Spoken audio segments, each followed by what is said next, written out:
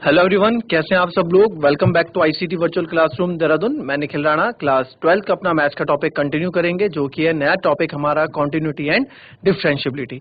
तो चलिए अपनी क्लास शुरू करने से पहले हमेशा की तरह थॉट ऑफ द डे लेके चलते हैं। तो आज का थॉट ऑफ द डे है बच्चों, दुनिया में सबसे कीमती गहना हमारा परिश्रम है और जिंदगी में सबसे अच्छा साथी हमारा आत्मविश्वास है। जी हाँ, परिश्रम एक ऐसी चीज है कि आप करते रहेंगे। देखिए, हमेशा आप एक चीज को लेके किस्मत के भरोसे नहीं रहना चाहिए। परिश्रम हमें करते रहना चाहिए, कभी भी हार नहीं माननी चाहिए। और आत्मविश्वास यानी कि सेल्फ कॉन्फिडेंट भी बहुत ही ज्यादा जरूरी होता है। हमें कभी भी दूसरे पे डिपेंडेंट नहीं रहना चाहिए। ऐसे नहीं कि आप कभी कभी थर्ड पर्सन पे डिपेंडेंट हो अपनी किसी भी चीज को लेके। तो चलिए अपनी क्लास शुरू करते हैं, चलते हैं स्मार्ट बोर्ड की तरफ। तो बच्चों, कल हमने ये कॉन्टिन्यूटी, कुछ कॉन्टिन्यूस ग्राफ देखे एंड नॉन कॉन्टिन्यूस के भी कुछ ग्राफ देखे। और अब हम उसको क्या करने वाले हैं, अब इसमें और चीजें और थोड़ा आगे कंटिन्यू करते हैं जो हमें सीखनी है।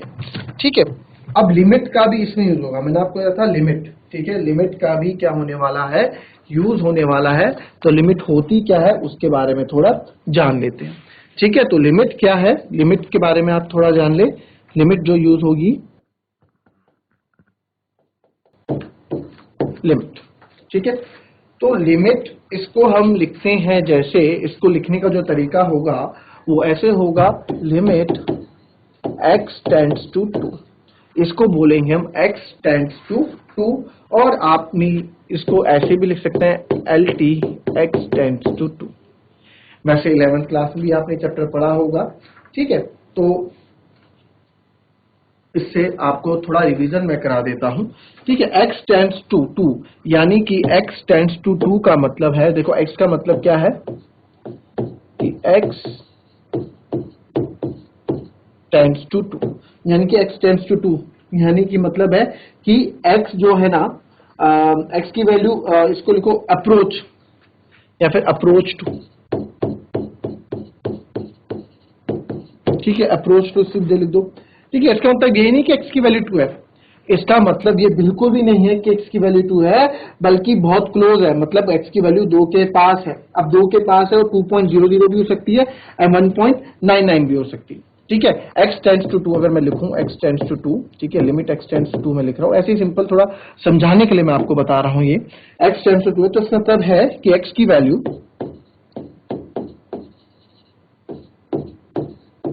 2 के करीब है, बिल्कुल करीब है। ठीक है, तो x, जैसे मैं आपको एक नंबर लाइन में ही आपको सिंपल से समझा दूं, मैं क्या करें, एक मैं नंबर लाइन यहां बना देता हूं और x की वैल्यू ये है यहाँ पे 0, ये है 2। तो x की वैल्यू जो है 2 की बिल्कुल करीब है, तो ये भी हो सकती है x बराबर ये भी हो सकता है 2.00000001।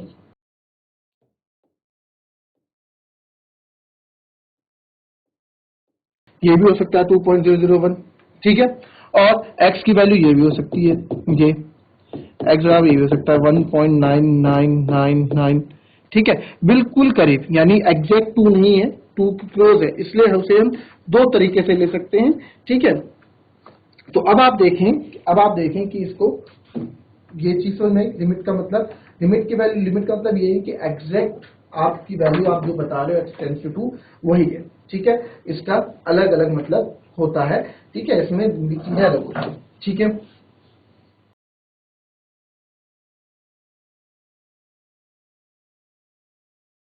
इतना लिख लो। उसके बाद थोड़ी और चीजें लिमिट के बारे में थोड़ा और रिवाइज कराने की मैं सोच रहा हूँ आपको, तब हम सीधे क्वेश्चन में आएंगे। थोड़ा लिमिट्स के और क्वेश्चन मैं आपको इसमें करा दूं। तो जितनी भी बच्चों इनडिटरमिनेंट वैल्यू होती है, जितनी भी आपकी इनवैलिड वैल्यूज होती हैं या इनडिटरमिनेंट वैल्यूज होती है, वहां पे हम लिमिट का उपयोग करते हैं। ठीक है, वहां पे हम लिमिट का उपयोग करते हैं। क्लियर? अब कैसे, वो भी देख लेते हैं।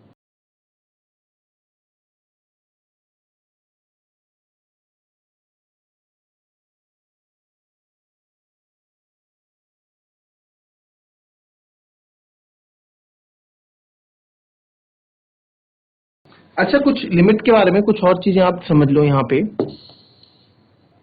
अब आप यहाँ पे एक चीज और देखें, अगर मैं इसको अगर मैंने कर दिया 3/3, वो क्या होगा आपका आंसर 1 होगा, ठीक है। अगर मैं करता हूं 0/3 तो आंसर क्या होगा? 0 होगा, ठीक है। अगर मैं करता हूं 3/0 तो आपका आंसर क्या होगा सर? इनफाइनाइट होगा, ठीक है। 3/0 इनफाइनाइट होगा, ये केस है। बट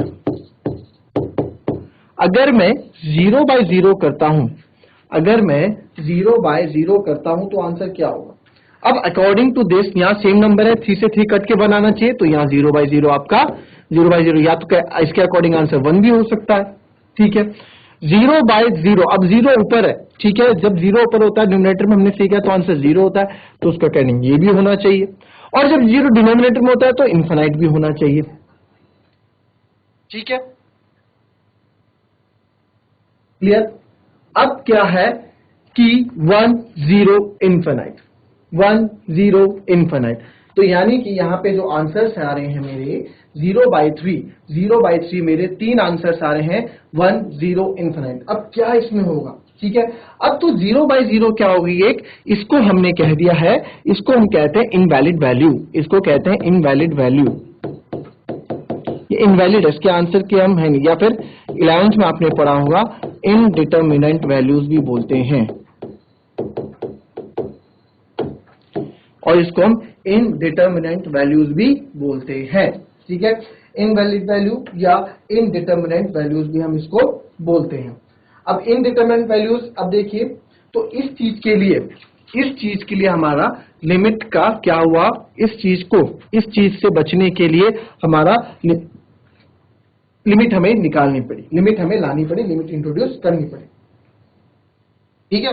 तो अब देखिए, अब इसमें क्या है, ठीक है, कुछ इंडिटरमिनेंट वैल्यूज में आपको बता देता हूँ कि कभी इंडिटरमिनेंट वैल्यूज होंगी। वैसे 11th में था ये, तो कोई बात नहीं, रिवीजन के लिए मैं तौर पे मैं आपको बता दूं इंडिटरमिनेंट वैल्यूज कौन कौन सी होती है। इनफाइनाइट बाय इनफाइनाइट, ये एक इंडिटरमिनेंट वैल्यू होती है। इनफाइनाइट माइनस इनफाइनाइट, ये भी एक आपकी इंडिटरमिनेंट वैल्यू होती है। इनवैलिड वैल्यू मतलब जो जिसका आंसर हम नहीं कर सकते। इनफाइनाइट इंटू 0 ये होती है। चौथा इनफाइनाइट की या फिर 0 की पावर 0, ठीक है, 0 की पावर 0 ये होती है। और इनफाइनाइट की पावर 0, ठीक है, इनफाइनाइट की power, infinite 0, 1 to the power infinite, 1 to the power infinite, ये भी इंडिटरमिनेंट वैल्यूज होती हैं, ठीक है। और 8 होती है इंडिपेंडेंट, ये भी आपकी होती है, ठीक है। और एक और होती है 0/0 जो हमने भी लिखाई है 0/0। तो ये कुछ ऐसी इंडिटरमिनेंट वैल्यूज होती हैं जिनका आंसर हम नहीं निकलते। इनको इस तरह की जब सिचुएशंस आती हैं, इस तरह की जब सिचुएशंस आती है तो हम क्या करते हैं, तो हम लिमिट यूज करते हैं, ठीक है। तो हम लिमिट यूज करते हैं, उसका भी एक एग्जाम्पल मैं आपको भी दूंगा, ठीक है, उसका भी एक एग्जाम्पल भी दूंगे। तो पहले लिख लें आप, उसका भी एग्जाम्पल मैं आपको भी दूंगा।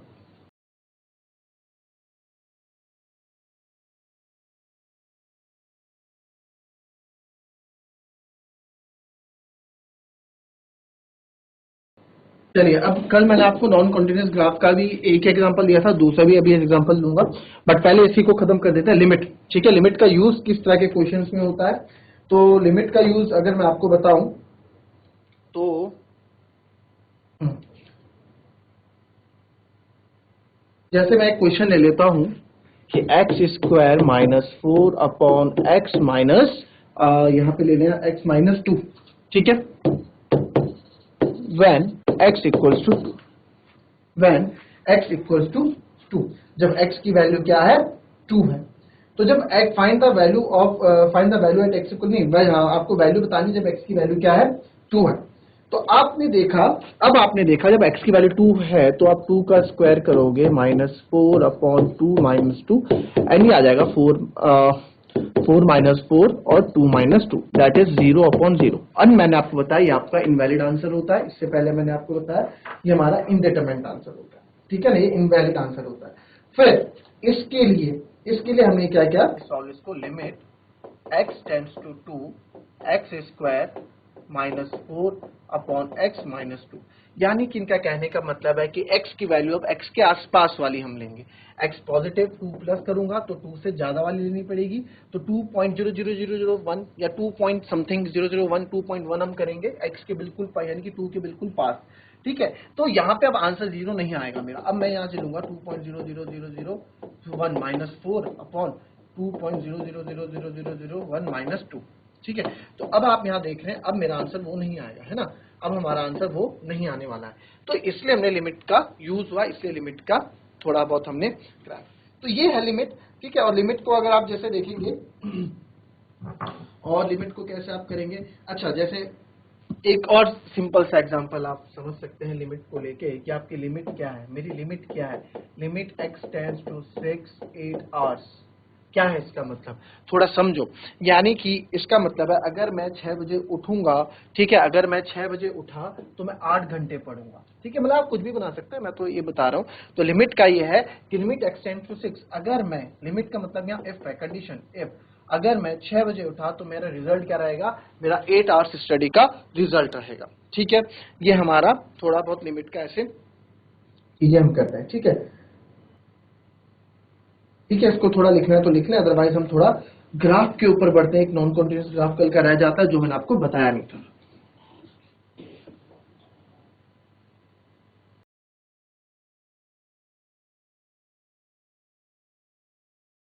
चलिए अब एक रिलेशन और हम लेते हैं नॉन कॉन्टिन्यूस का। नॉन कॉन्टिन्यूस का हमने शायद कल एक एग्जांपल किया था, कॉन्टिन्यूस हो गया यस, नॉन कॉन्टिन्यूस के बाद हमने ये वाला, इसके बाद हमने किया ही नहीं। तो एक एग्जांपल और ले लेते हैं नॉन कॉन्टिन्यूस ग्राफ का, ठीक है, जिससे चीजें और ज्यादा क्लियर हो जाए। तो एक फंक्शन है हमारे पास f(x), ठीक है, एक फंक्शन है हमारे पास f(x), ठीक है, वो है आपका mod x। ठीक है, f(x) है mod x, तो ये है हमारा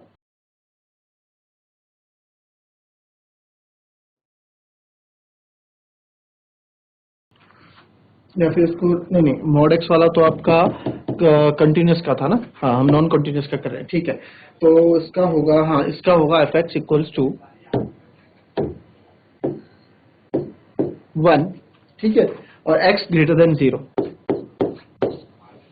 ठीक है, फिर है 1, x लेस देन 0, फिर है 2, x इक्वल्स टू 0। ठीक है, ये है। अब क्या है, ये हमारे को एक चीज दी गई है कि ये आपकी कंडीशंस हैं, अब इसके अकॉर्डिंग हमें ग्राफ बनाना है। तो अब ग्राफ जब हम बनाएंगे तो आप देखेंगे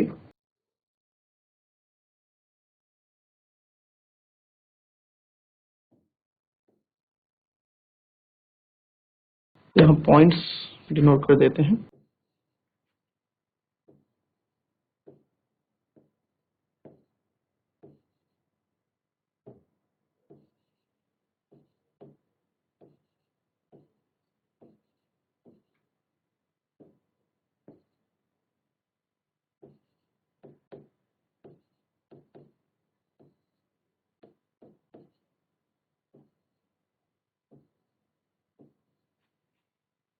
ठीक है,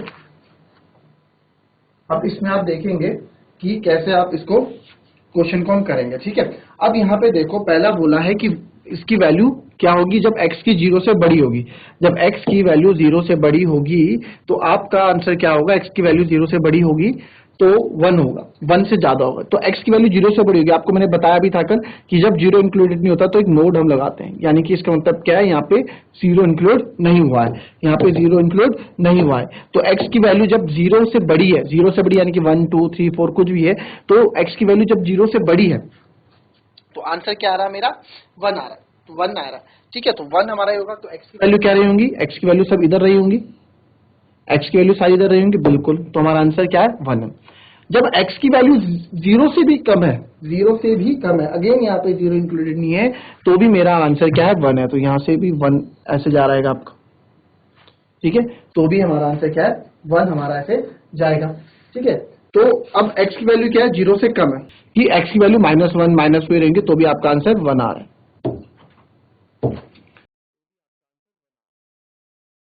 ठीक है, तो भी हमारा आंसर बना रहा है। तो ये कंडीशन थी x is greater than 0 and ये कंडीशन थी x is less than equals to 0। ठीक है, ये नोट मैंने आपको कल बताया था, नोट का मतलब होता है कि यहाँ से मतलब क्या है, इसमें हम 0 इंक्लूडेड नहीं कर रहे हैं। ठीक है, फिर बोला आपको कि भैया x की वैल्यू 2 है, x जब 0 होता है तो उसकी वैल्यू 2 है।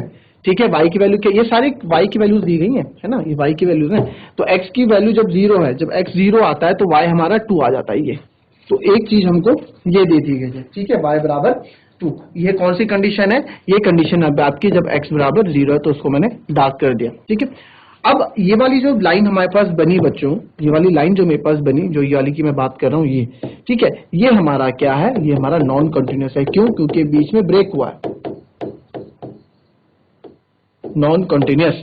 ठीक है, नॉन कंटिन्यूअस क्यों? क्योंकि ये यहां से यहां तक गया है और यहां से यहां तक गया, बीच में इसमें। अब कुछ बच्चे ऐसे होंगे, ठीक है, वो क्या करेंगे, वो बोलेंगे सर इसको तो देखो, नॉन कंटिन्यूअस ग्राफ मैंने कल क्या बताया था कि जिसमें हमारा पेन ना उठे, जिसमें हमारा पेन ना उठे। तो इसमें मेरा पेन उठ रहा है, पहले मैंने यहां से यहां तक बनाया, फिर यहां से यहां तक। अब कुछ बच्चे होंगे वो बोलेंगे सर हम तो इसको एक किस पे बना देंगे, कैसे, ये ऐसे क्या और ऐसे बना दिया, पेन नहीं उठा हमारा। तो भाई इसका मतलब मैंने कल भी बताया था आपको कि जो एक पॉइंट होता है, ये नोड जो होता है, इसका मतलब होता है यहां से ब्रेक हो रहा है, यहां से हमारा पॉइंट क्या हो रहा है, ब्रेक हो रहा है, टूट रहा है। ठीक है, तो इसका मतलब हो रहा है हमारा कि यहाँ पे मतलब चीजें ब्रेक हो रही है। ठीक है, इसका नोट का मतलब ही यही है कि ये बीच से ब्रेक हो रहा है। ठीक है,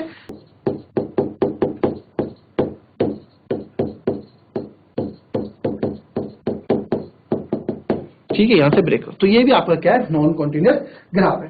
ठीक है, अब दिक्कत ये कि हमेशा ना कॉन्टिन्यूअस एंड नॉन कॉन्टिन्यूअस हम हमेशा ग्राफ बनाए, इतना लंबा करना जरूरी नहीं है, तो हमें लिमिट यूज करते हैं। दैट्स वाई जो भी हमने लिमिट पढ़ी, इसलिए अब यार मेरे को कोई फंक्शन दे दिया और वहां पे बोला कि अब बताओ कि ये फंक्शन, आप मुझे बताओ कि ये फंक्शन आप मुझे ये कॉन्टिन्यूअस है कि नॉन कॉन्टिन्यूअस है। तो हमेशा ही मैं ग्राफ बना के तो नहीं बता सकता ना कि कॉन्टिन्यूअस है कि नॉन कॉन्टिन्यूअस है। ठीक है, हमेशा हम ग्राफ बनाते रह जाएंगे फिर पे। तो ठीक है, भी एक दो एग्जांपल दूंगा आपको, फिर चीजें और अच्छे से समझ में आएंगी।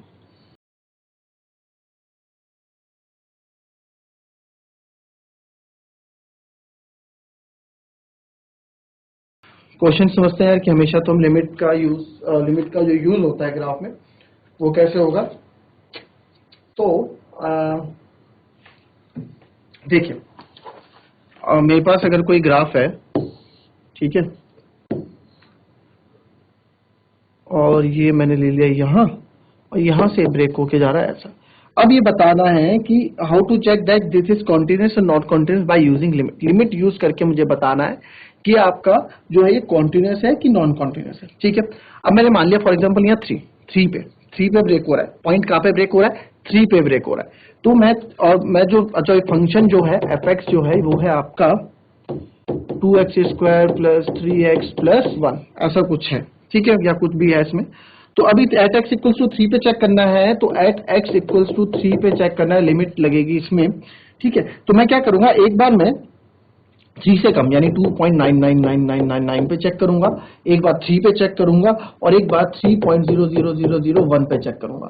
और अब मैं देखूंगा कि मेरे आंसर सही आ रहे हैं, मतलब अगर तीनों के इक्वल आ रहे हैं तो यानी कि कॉन्टिन्यूअस है, और तीनों के इक्वल नहीं आ रहे हैं तो नॉन कॉन्टिन्यूअस है। तो चलो इसको ना एक थोड़ा एक एग्जाम्पल, बढ़िया एग्जाम्पल से समझते हैं, जो मैंने पीछे भी दिया था। एक बढ़िया सा एग्जाम्पल दे देता हूं कि फंक्शन है मेरे पास fx, ठीक है, और ये है 1 कब होता है, जब x की value less than equals to 0 होती है। ठीक है, और 2 कब होता है, जब x की वैल्यू ग्रेटर देन 0 होती है। ठीक है, अब इस क्वेश्चन को करने के लिए हम ग्राफ बना देते हैं। ठीक है, ठीक है, तो अब मैं क्या करता हूं, एक ग्राफ बना देते हैं यहाँ पे, सिंपल सा जो ये बोल रहे हैं। ठीक है, तो पहला है, इसमें लिख दो 1 2। ठीक है, जब x जो है 0 के बराबर है और less than equals to 0, less than equals to 0 तो आंसर 1 है। तो लेस देन इक्वल्स टू 0 का मतलब मैंने आपको बताया था, लेस देन इक्वल्स टू 0 है, 1 है, तो यहाँ पे डॉट वाला नॉट नहीं लगेगा। क्यों? क्योंकि इक्वल्स टू 0 भी है। तो आंसर क्या आ रहा है, x की वैल्यू क्या है, कम है 0 से, तो आंसर हमारा 1, यानी कि ये जाएगा 1 आ रहा है 1।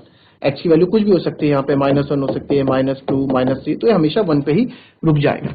फिर x की वैल्यू अगर ग्रेटर देन 0 है तो हमारा आंसर 2 आ रहा है। तो ग्रेटर देन 0 यानी कि 0 से बड़ा है तो 2 आ रहा है। यहाँ पे 2 इंक्लूड नहीं किया मैंने, 2 आगे बढ़ा दिया। ठीक है, अब आप यहाँ देखो, अब यहाँ पे मैंने जो चीजें हमने यहाँ पे की हैं वो कुछ किस प्रकार से हैं, वो कुछ इस प्रकार से। देखो 0, अब यहाँ पे एक चीज देखो, हमारा क्या है, x is less than equal to 0, तो हमारा आंसर 1 है।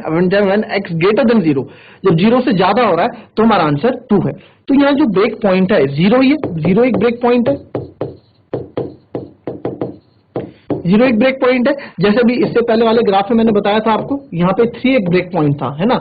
यहाँ पे 0 ब्रेक पॉइंट है क्योंकि 0 के इर्द गिर्द ही चीजें घूम रही है, 0 से छोटा 0 से बड़ा। ठीक है, तो ये बड़ी हम समझ रहे हैं। अभी हम क्वेश्चन जब करेंगे ना, क्वेश्चन भी करेंगे बच्चों, बट कॉन्सेप्ट आप समझोगे ना चीजों को, तो अच्छे से जब समझ जाएंगे तभी हम चीजों को आगे से अच्छे कर पाएंगे। ठीक है, अब एट x इक्वल टू 0 पे हम करेंगे कि दोनों में 0 ही तब आ रहा है। तो अब मैंने क्या करना है, तो अब मैं कैसे, अब मेरे को समझ में आएगा कि मेरे को एट x इक्वल टू 0 पे चेक करना है। ठीक है, एक बार 0 से छोटी वाली वैल्यू पे 0.0001 जो कि माइनस का होगा, एक बार प्लस का 0.001 से चेक करूंगा जो हल्के। ठीक है, तो अब लिमिट के तरीके से हम इसको कैसे करेंगे वो देखना है। ठीक है, तो इसको मैं लिखूंगा 0 से नेगेटिव,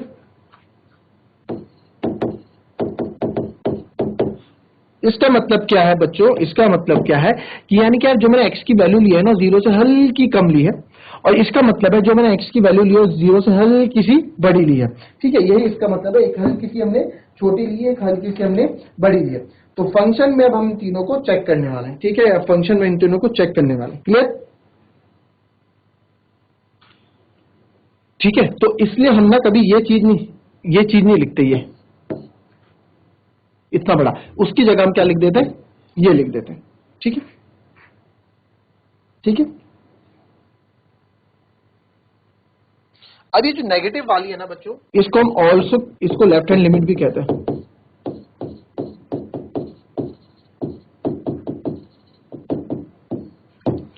और ये होगी हमारी RHL।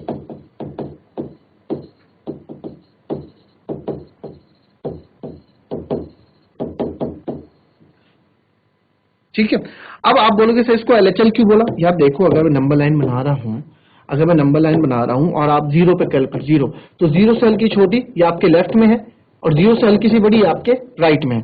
तो इसलिए लेफ्ट वाला left hand limit, right hand वाला राइट हैंड लिमिट हो जाता है। क्लियर?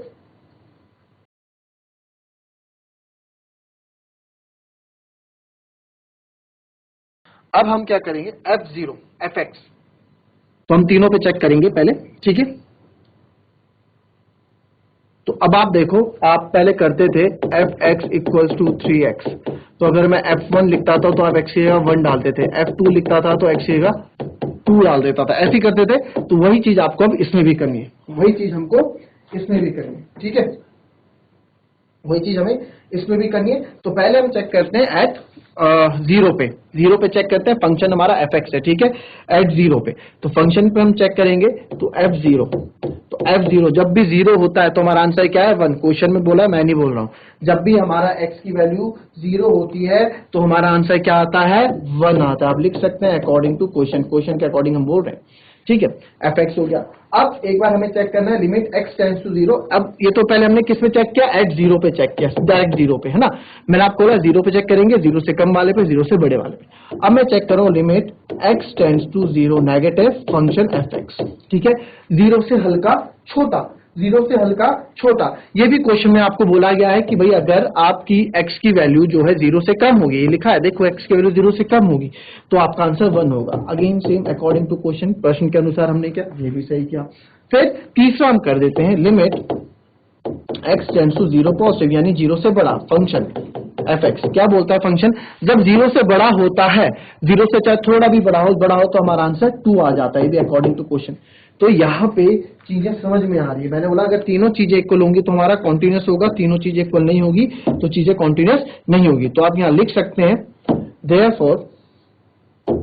therefore या फिर because Fx equals to left hand limit but left hand is not equals to right hand limit, तीनों बराबर नहीं है ना, तो therefore फंक्शन इज जो फंक्शन था हमारे पास इज नॉन कॉन्टिन्यूस या डिसकॉन्टिन्यूस भी आप इसको बोल सकते हैं, नॉन कॉन्टिन्यूस फंक्शन। ये क्या आपका नॉन कॉन्टिन्यूस फंक्शन है। इस तरह से आप फंक्शन को क्या करेंगे, चेक करेंगे। ठीक है, तो हम बोल सकते हैं एट एफ किस पे चेक कर रहे हैं हम, किस पे चेक किया था हमने, जीरो पे चेक किया था ना, सारा जीरो पे चेक किया था, तो लिख सकता हूं मैं, तो therefore at x equals to 0 fx is discontinuous, यानी कि कॉन्टिन्यूस नहीं है।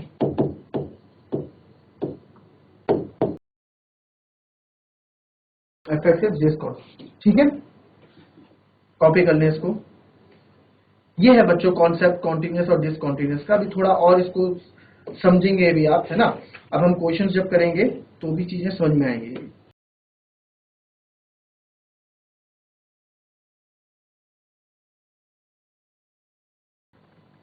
दैट्स ऑल फॉर टुडे बच्चों, मिलते हैं आपसे नेक्स्ट क्लास में, तब तक के लिए be happy, be healthy and be safe. Thank you and have a nice day.